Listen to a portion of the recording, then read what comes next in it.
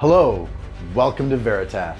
I'm your host, Adam Colazetti, and I'm here to guide you on a meditative adventure like no other. Join me and lose yourself in your imagination as we travel the outer reaches of the cosmos, quest for powerful talismans, and explore the inner realm of your subconscious. What might you find along the way? But be warned, fair traveler, this path is not for the faint of heart. On this path, of one thing I am certain, dragons be here. Are you ready?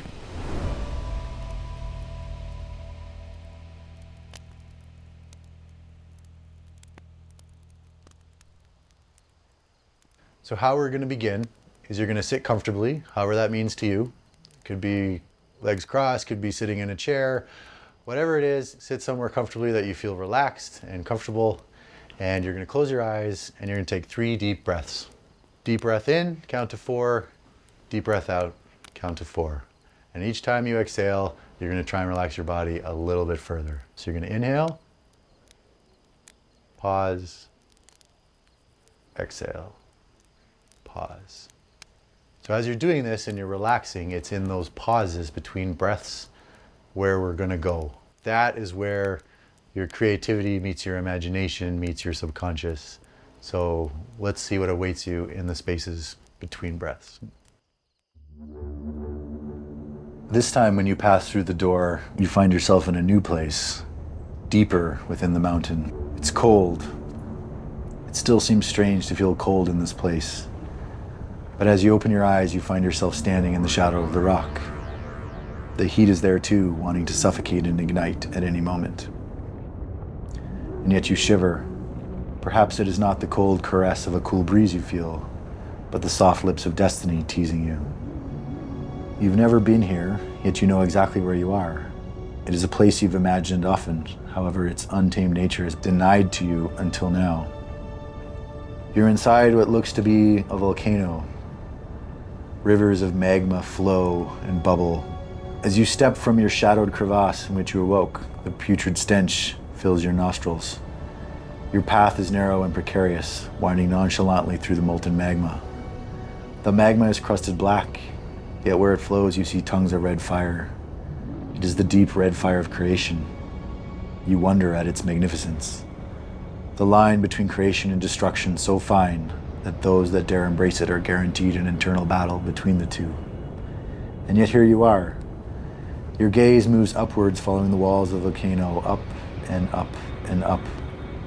The sheer size of this mountain is so large that your brain has trouble visualizing the scale. The walls curve ever inwards towards a quarter-size opening far above you. Even from here you can make out the cool blue of the dusk sky. Your path spirals ever inwards as you inevitably move towards the center. The heat is there, but somehow it is not important. Was the path in front of you even there a second ago? It is as if this place welcomes home its master. It's as if it wants to be tamed. Tighter and tighter your path spirals. Dare you look behind you? Your path is forward and it is not the one you expected. The center is coming into view now. It is a circular dais. An island calmly waiting amidst the sea of magma. Somehow you know this is where you must go. Suddenly the ground shakes and your view of the center is blocked by an explosion of lava and flame. The great dragon bursts from the heat with a great roar that shakes the ground and rock. This is followed by the roar of boulder and pebble shaking loose and crashing down into the crater only to be swallowed by magma. The dragon fills your view. It is breathtakingly beautiful. Deep red lava drips from glistening gold armor, even if its claws are wrapped in gauntleted gold. Its eyes lock with your own, and for a moment the air grows cold again. There is more than just the power of creation here. Destiny has seen fit to bless this place. And so it was that the dragon, ablaze with golden armor and the power of creation, kneels before you. Its front legs bend as its nose touches the ground. This time the cold wind is welcome and you reach out and rest your hand on the nose of the great beast. An acknowledgement of the gift that has been bestowed. Your hand does not burn, and with that the dragon raises its head and locks eyes before it disappears back beneath the magma, leaving you wondering if you ever saw it at all. Something draws your gaze up and you see the dark of the night sky far above you. Just as your gaze adjusts to take in the starlit sky, the first sliver of the full moon peeks through. Like a milky waterfall, its gaze flows down the wall of the crater, illuminating both rock and shadow with its mysterious light. It is almost time. Your pace hurries now as your destination approaches. The timing is important, you are sure of it. Even as you spiral inwards towards the center, the milky flow of moonlight draws across the crater. Soon the moon will fill the open view far above you. At last, you step onto the dais in the center of the crater. The path disappears behind you, but you take no notice. Your gaze is ever upwards as your last few steps carry you into the exact center. Moonlight fills the opening above you, the last sliver of night sky disappearing as the moon moves across the sky. And then, like a key turning a lock, the moon centers over the top of the crater and the full power and mystery of its gaze is upon you. For a moment you can't breathe. Its beauty is too overwhelming and the promise of secrets beyond your wildest dreams whisper in your ears. And then you hear it. The gentle flapping of wings followed by the caw of a single raven. You follow the source of the sound, the trance of the moon gaze broken. There, a single raven flies towards you and circles the cavern, coming ever closer until it pauses directly in front of you. Its wings beating heavily, keeping it in place.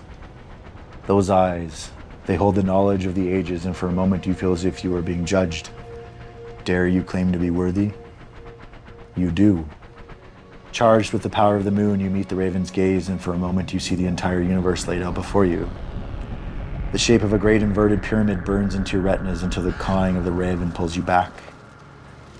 Suddenly the sound of wings beating is all you hear, and you fall to your knees as 1,000 ravens flood the crater, cawing and soaring past you and around you. That cold wind of destiny screams at you now, even as you squeeze your eyes shut against the roar of the ravens. And there, deep within the heart of the mountain where the dragon has been tamed, a choice is made. Slowly you stand, your eyes still shut, yet you slowly extend your arms outwards. The ravens soar around you faster now, tighter and tighter, until the tornado of black feathers begins to spiral slowly upwards. Your eyes pop open to the full power of the moon gazing down upon you, now obscured by a spiraling caravan of ravens moving ever upwards through the eye of the crater. Without realizing it, you give yourself over to the power of the moonbeam and it pulls you ever upwards. You don't even notice your feet leave the ground as you let it pull you upward with the ravens as your guide. At last, the ravens converge at the apex of the crater, and for a moment, 1,000 dark bodies blend together into the shape of a single raven, silhouetted against the light of the moon. And then they are gone, returned to the spirit world for which they came, leaving only a shower of feathers floating down the moonbeam even as you move up. Somehow, you know these feathers, each one a choice that you made or will make in the path that brought you here to this point and this time. Each feather bringing the sights and sounds of a memory until one by one they fade away until there is a single feather floating just beyond your grasp. And so it was that your hand grasped the tip of the feather and the world is forever changed. Somewhere, a blind man sits on a bench and a single raven flies up and lands on his shoulder. He cocks his head and smiles as the raven whispers in his ear.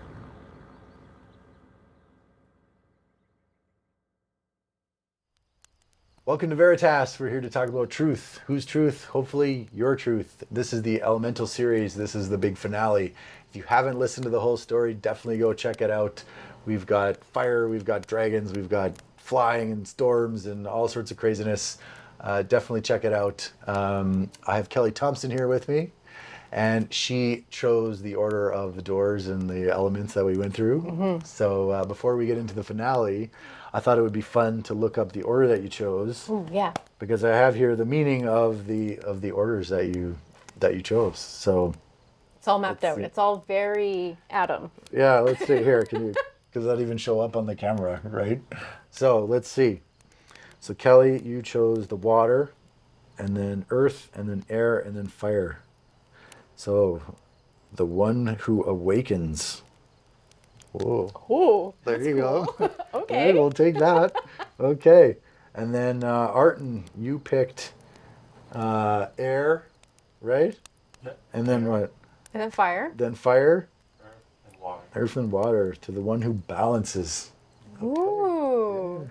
And then I picked fire, and then air, and then water and earth, to the one that cleans. Cleansing. Very cool. Okay. I like Cleansing awakening. minds. There you go. Okay, so that's super fun. If you want to check out your path and the meaning of what the order that you picked, check it out. I'll put the link in below, and you can bring it up, and you can see for yourself what it says. But let's get into the finale a little bit. First, why don't we draw our last card here? Ooh. I would love for you to draw the last card. Okay. Yeah. All right. Maybe we should both draw one. Ooh, okay. All right. Okay. I'm gonna pick this one. Okay. I'm just gonna take this one here. Okay. Oh, look at that. Crane again. Oh no way! I got a dog. The puppy. The puppy. Okay. Well, No dragons. no dragons today. Now, we got the crane on the first episode, if anybody missed it. And I'll just... Which they haven't, because they've watched them all. Right? That's right. Exactly. Oh, here's there's the dog. Guidance, protection, and loyalty. Cool. There you go. Take the dog any day, Yeah. right? Loyal companion and friend on your journey in this life and the next. There you go. And then the crane was secret knowledge, patience, and longevity. So I like the secret knowledge piece. That feels like we're in a club. Yeah. Right? Okay, so the big finale, we went through this journey. Each of the elements kind of like had some sort of purpose or gift or thoughtfulness to it, hopefully. And then you find yourself deep within the mountain with the magma and the lava and all this kind of stuff. Yeah. So how'd you like that? Well, I was like, there's definitely a dragon here. Yeah. If there's no dragon here, then I don't know what we're doing here. Yeah, right? Exactly. Why am I here? Yeah. But of course the dragon comes out, and I had this picture in my mind of what if a dragon was like covered in like golden armor. I loved that. Yeah. And then you don't even have to fight it. No. Like, not in a way that is confrontational. Right? Yeah. But it honors you in a way. Very much so. Right? Yeah. And with the the hand on the dragon piece, I saw the glowing hands from After Earth. Ooh, yeah. And then felt the we used the word stoic earlier, and just the stoicism from like the fire that was there, and then this like acknowledgement of the dragon being able to feel the emotions from like the jellyfish ripple. Yeah. And I think even just the earth part just being in a crater and like being held by something like that. I was like, ooh, everything's here, so I can do this for sure. Yeah, I love it. I love it. Cool. Very, very awesome. So, and of course, dragon goes away. Can't have dragons like all the time. Like, Really? Sure you can. and then you kind of find your way in this like spiraling path that's like disappearing behind you as you walk. It's like it's coming up for you. And then of course this idea of the moonlight, like the moon kind of passing over.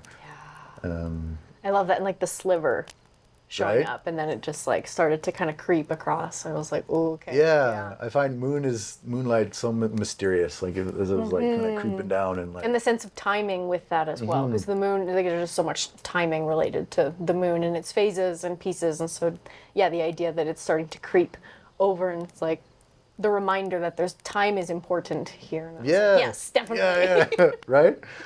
And then of course the ravens. Yeah. What'd you think of the ravens? Very cool. Very like, I was like, is this the blind man kind of showing up in a space? But even just with that, the light of the moon and then the darkness of the ravens and this idea of like a glowing magma, like all of the depth and the contrast in what was there. It was very like grounding, but not necessarily calming, but not necessarily like stressful. So there was a really interesting sort of mix of emotions cool. I was holding. I love that. I love that. And I love the idea. I probably took this from like Batman with the bats, but like standing up with like the ravens everywhere. Yeah, right? yeah. You know? But, because the ravens are these like spiritual creatures. They're like guides or messengers or something like that, right? So to be seen or acknowledged by a raven's potentially a big deal. And to be like carried by them, essentially, Yeah. shown a path Yeah. or held in space, really. Yeah. By them witnessing that was, beautiful. And then of course the feathers raining down, like memories, that kind of stuff. Anything pop up for you in particular? Not that I can recall in this moment, but I think I think what the Raven does for me, also the idea of being really mystical and spiritual is, and phasing in between worlds and lifetimes and those kinds of things. So I think the raining of feathers felt more like an acknowledgement of all of the things that had been done, as opposed to picking out specific feathers and feeling like specific memories. Yeah, very cool. Yeah. And then what do you think of the very end? It's like a little, it kind of like ends abruptly. Like it's not like it closes a loop or anything. So I think it's good. I think what stories like that do when they close abruptly is it lets you sort of carry them wherever you need to go still. So you can see, like, if you don't just sort of snap your eyes open and wake up and go into your day, into your world, you're kind of forced to sit with something when it ends abruptly and kind of end it for yourself, or find the loop or the closure or the piece that you need to explore further, or the episode you want to rewatch to make sure your water is on tact before you go face the dragon again or something.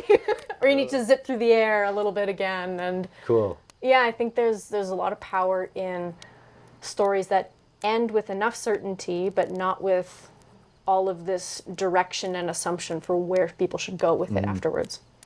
I wanted to end it with like a weight, so I'd like sit with you for a little bit. Yeah, right? exactly. Maybe when you're driving home, you're like contemplating a lot, Very right? effective. Unpacking a little bit. So anyway, I'm so thankful that you were able to come on the show and share your ideas and listen to these crazy stories. Thank you so much for sharing these things. Like, I think we were talking before the show of just how you've been building this and playing with it for so long, and you're being poked to finally share it. Now you have people in your life and equipment and means of sort of offering this, and I think it's incredible. So I'm very supportive of it, however that is, whether it's being on here or future endeavors. So Well, appreciate it. Thanks, Kelly. Thanks so much. Thanks, Adam. Stay tuned for the next series, the next story, something all new. Maybe more dragons, maybe less dragons. We'll see. Join me each week as a new chapter unfolds. What worlds will we explore next? What gods and monsters will we find? What part of yourself will awaken? Only one way to find out.